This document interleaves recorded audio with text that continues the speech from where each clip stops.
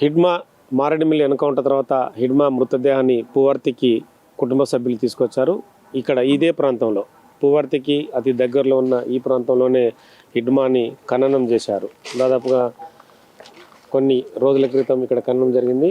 వాళ్ళు ఈ ప్రాంతానికి పెద్ద ఎత్తున హిడ్మాకు సంబంధించిన మావోయిస్టు సానుభూతి పరులు కానీ, మాజీ మావోయిస్టులు కానీ, ప్రజా సంఘాల నేతలు కానీ, పౌరకుల నేతలు కానీ పెద్ద ఎత్తున హాజరయ్యారు.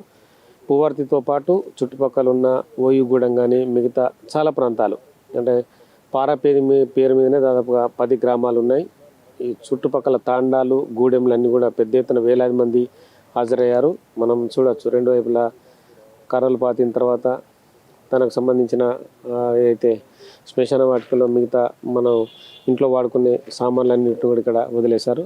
ప్రస్తుతం వాళ్ళకి సంబంధించిన బావ గోపి ఉన్నారు.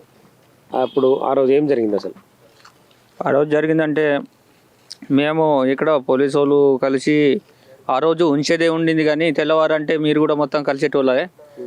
అందుకే వాళ్ళు కంగారుపడి చెప్పిన గురించి మేము తెచ్చి ఇక్కడ జల్లి వేసింది ఉంది. అందుకే మేము మాకి బావ అవుతాడు హిడ్మా తాత, అందుకే మేము జల్లి వేసింది మాకు చూపెట్టాలా, మేము విలేకరులు అని చెప్పిన గురించి నేను వచ్చాను ఇక్కడికి వచ్చి నేను ఇప్పుడు చూపెట్టిన పోలికి దెబ్బకి. అందుకే ఇది ఎంత వయసు ఉండి ఏంటి అని అంతా చూసి వీళ్ళు మన విలేకరులు ఇప్పుడు చెప్తున్నారు.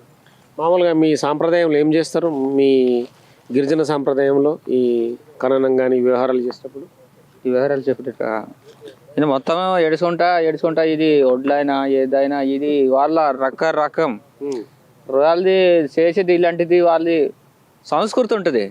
వాళ్ళ సంస్కృతి ఉండి ఇట్లా చేస్తారు. ఇప్పుడు కుండలు, ఆ బెందెలు అన్నీ, గంజులు, ఈ ఒడ్లు ఇవన్నీ వాళ్ళ సంస్కృతి ఇట్టుంటది. మాకి ముందు నుంచి ఇట్లా నడుపుతారు. జనాలు బాగానే హాజరయ్యారా? జనాలు అంటే బాగానే ఒక 300-400 దాకా జనాలు హాజరయ్యారు. ఓకే. ఇప్పుడు వాళ్ళ తల్లి వాళ్ళ కుటుంబ సభ్యులు అందరు వచ్చారా? వచ్చారు, అందరూ కుటుంబం అందరు వచ్చారు. తల్లి వచ్చింది, కొడుకు వచ్చారు, అక్క చెల్లెలు మొత్తం వచ్చి బాగా ఏడిసి వాళ్ళకి అందుకున్నారు. పోలీసులు మిగతా చాలా మంది రాని వెళ్ళదు ఇక్కడికి. చాలా మంది వచ్చారు పోలీసులు డ్యూటీల గురించి వచ్చి ఏం చెప్పట్లేదులే, కానీ ఇక్కడ చూసి మళ్ళీ నిప్పు పెట్టేదాకా ఇక్కడే ఉన్నారు. ఇక్కడ ఉండి నిప్పు పెట్టిన తర్వాత వెళ్ళిపోయారు. సో మొత్తానికైతే హిడ్మా కుటుంబ సభ్యుడు హిడ్మా బావ గోపి చెప్తున్న వివరాలు ఇవి. మొత్తానికైతే హిడ్మా మారేడుమిల్లి ఎన్కౌంటర్ తర్వాత తన సొంత గ్రామానికే మృతదేహాన్ని వాళ్ళ కుటుంబ సభ్యులకు అప్పగించి మిగతా కర్మకాండలు కానీ ఖనన వ్యవహారాలన్నీ చేశారు. అదే నంబలకేశ్వరరావు శ్రీకాకుళం శ్రీకాకుళం జిల్లాకు చెందిన వ్యక్తి, మావోయిస్టు చీఫ్గా మావోయిస్టు జనరల్ సెక్రటరీగా ఉన్న నంబలకేశ్వరరావు ఎన్కౌంటర్ అయితే మాత్రం ఆ డెడ్ బాడీని వాళ్ళ కుటుంబ సభ్యులకు అప్పచెప్పకుండా ఎక్కడైతే ఎన్కౌంటర్ జరిగిందో ఎన్కౌంటర్ ప్లేస్లోనే మృతదేహాన్ని ఖననం చేశారు. కుటుంబ సభ్యుల్ని కనీసం ఆ ఖననం చేసే ప్లేస్కి కూడా పోలీసులు ఎవరిని అలౌ చేయలేదు. కానీ మారుతున్న పరిస్థితుల కొద్దీ అంటే పోలీసులు కూడా ఈ వ్యవహారాన్ని తమకు కూడా అనుకూలంగా మార్చుకోవాలన్నది భావన కావచ్చు. మొత్తానికైతే హిడ్మాకు సంబంధించిన మృతదేహాన్ని కూడా పువర్తిలో ఉన్న తన తల్లి పూంజు, అలాగే తన బావ గోపి కావచ్చు, మిగతా మోయా హిడ్మా తన అన్న కావచ్చు, మిగతా కుటుంబ సభ్యులు అందరినీ చూసే విధంగా ఉంచి హిడ్మా అనే నినాదాలు పెద్ద ఎత్తున చేసుకుంటూ హిడ్మా వర్ధిల్లాలని చెప్పి కూడా చాలామంది ఆ ఖననం జరిగే రోజు మృతదేహాన్ని పువర్తి ఇంటి దగ్గర నుంచి తీసుకొచ్చే రోజు కూడా మనం ఆ వీడియోలో చూసాం.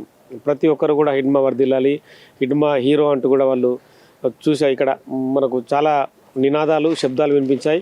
ఇదే ప్రాంతం నుంచి కూడా హిడ్మా తల్లి కూడా పరిగెత్తుకుంటూ తన కొడుకు చివరి చూపుని కూడా మళ్ళీ ఇక్కడ చూసుకుంటూ ఏడ్చిన పరిస్థితి. సో మొత్తానికైతే హిడ్మా ఎన్కౌంటరు, హిడ్మాని ఇక్కడ ఖననం చేయడం మొత్తానికైతే భారత మావోయిస్టు చరిత్రలో 40 ఏళ్ళ ప్రస్థానం, 4 దశాబ్దాల ప్రస్థానంలో హిడ్మా అనే వ్యక్తి నేల కొరిగాడు. ఇక బార్సాదేవా మావోయిస్టు పార్టీలో మరి బెటాలియన్ కమాండర్గా తన ప్రస్థానం ఎన్ని రోజులు కొనసాగుతుంది? బార్సాదేవా పార్టీలోనే ఉంటాడా లేదంటే లొంగిపోతాడా అన్న ప్రశ్నలకు మాత్రం ఇప్పటికీ సమాధానాలు లేవు.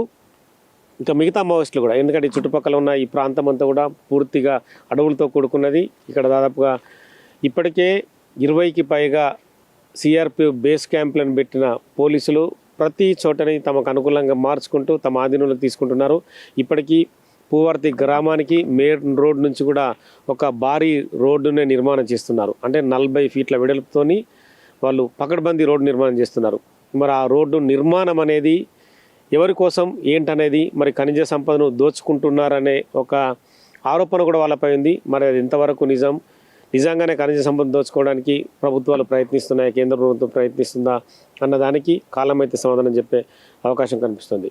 With cameraman Santosh, Nagesh, big TV, Sukma జిల్లా, పూవర్తి గ్రామం. For more videos like this, subscribe Big TV channel.